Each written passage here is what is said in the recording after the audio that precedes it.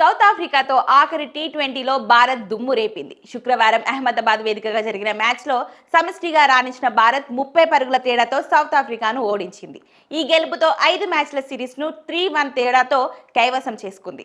బ్యాటింగ్లో హార్దిక్ పాండ్యా, తిలక్ వర్మ చెలరేగగా బౌలింగ్లో వరుణ్ చక్రవర్తి, బూమ్రా సత్తా చాటారు. మొదట బ్యాటింగ్ చేసిన టీమిండియా ఇన్నింగ్స్లో యువ ఆటగాడు తిలక్ వర్మ, ఆల్రౌండర్ హార్దిక్ పాండ్యా వీర విహారం చేశారు. తిలక్ వర్మ కేవలం 42 బంతుల్లోనే 73 పరుగులు, 10 ఫోర్లు, ఒక 6 చేసి జట్టులో టాప్ స్కోరర్గా నిలిచాడు. మరోవైపు హార్దిక్ పాండ్యా ఆకాశమే హద్దుగా చెలరేగి కేవలం 16 బంతుల్లోనే హాఫ్ సెంచరీ పూర్తి చేశాడు.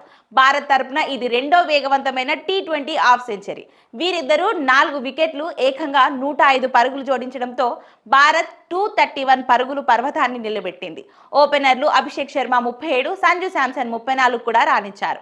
ఇక భారీ లక్ష్యంతో బరిలోకి దిగిన సౌత్ ఆఫ్రికాకు క్వింటన్ డీకాక్ 65 మెరుపు ఆరంభాన్ని ఇచ్చాడు. రీజా హెడ్రిక్తో కలిసి తొలి వికెట్ 69 పరుగులు జోడించిన డీకాక్ భారత బౌలర్లను ఒత్తిడిలోకి నెట్టాడు. అయితే 11వ ఓవర్లో జస్ప్రీత్ బుమ్రాకు డీకాక్ అవుట్ చేయడంతో సౌత్ ఆఫ్రికా పతనం మొదలైపోయింది. ఆ తర్వాత స్పిన్ యాంత్రికుడు వరుణ్ చక్రవర్తి మ్యాజిక్ చేశాడు. ఒకే ఓవర్లో కెప్టెన్ మార్క్రమ్ డేవమన్ ఫెరీలను అవుట్ చేసి సౌత్ ఆఫ్రికా ఆశలపై నీళ్లు చల్లాడు.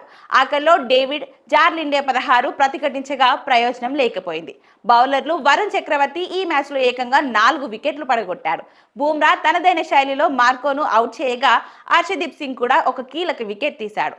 చివరకు సౌత్ ఆఫ్రికా 20 ఓవర్లలో 8 వికెట్ల నష్టానికి 101 పరుగులు మాత్రమే చేయగలిగింది. ఈ విషయంతో భారత్ స్వదేశంలో తన అజేయమైన సిరీస్ రికార్డును 18కి పెంచుకుంది. 2019 తర్వాత టీమిండియా సొంత గడ్డపై ఒక టీ20 సిరీస్ కూడా ఓడిపోకపోవడం విశేషం.